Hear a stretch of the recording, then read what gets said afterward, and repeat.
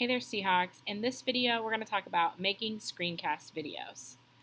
All right, so some of the benefits of making a screencast video are that you only need to make it or say it once, and students can pause and rewatch the videos. Students can turn on the subtitles, especially if you have like ESOL students, they can change the subtitles so that it shows in a different language if you post them on YouTube or some other platforms.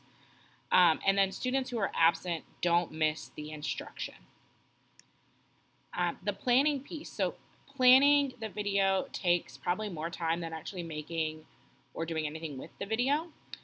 So before recording, you want to map out the video. What are you going to have in there? What content are you covering? What examples will you use? What resources do you need to have pulled up? I know for math, like sometimes I'll switch from showing an example on slides or like using a whiteboard tool to then using like a graphing calculator. So I'll have like the digital graphing calculator pulled up as well. What are going to be your main talking points? I would not recommend writing out like a full script, otherwise it gets too long and boring. And then possibly using like a slide deck, PowerPoint, or Google Slides. That really helps to keep you on track and focused when you're making your video. And then starting and ending your videos. So one thing I've learned over the years making the videos, if you have like a consistent way that you start the video and end the video, it works out really nicely for like just the little image at the beginning of your video if you have what the topic it is, so it's easier to find when you have a library of videos. And then ending the video the same way so it doesn't just, you get to the end and it just cuts off. So I know for my videos, I always start and say, hey there, Seahawks, it's Miss Adams, and yada yada. And then at the end, I say, go Seahawks. And it's just a consistent way to start and end where it doesn't feel like it's just chopped off.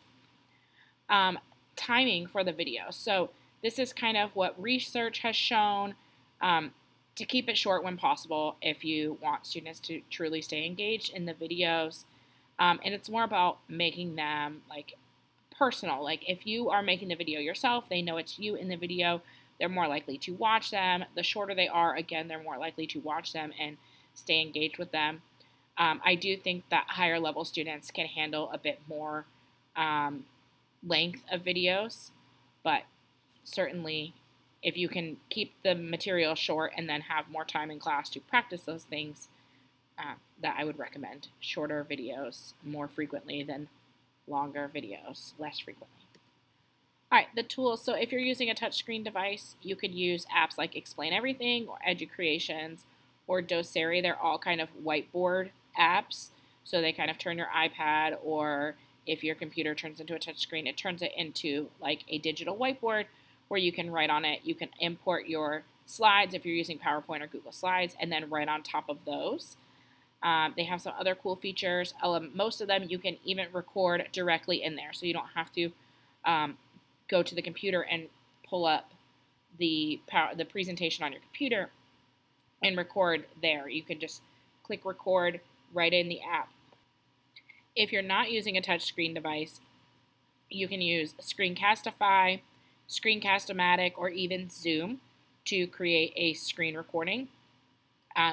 A lot of these options do have paid components, but they also have a free option as well.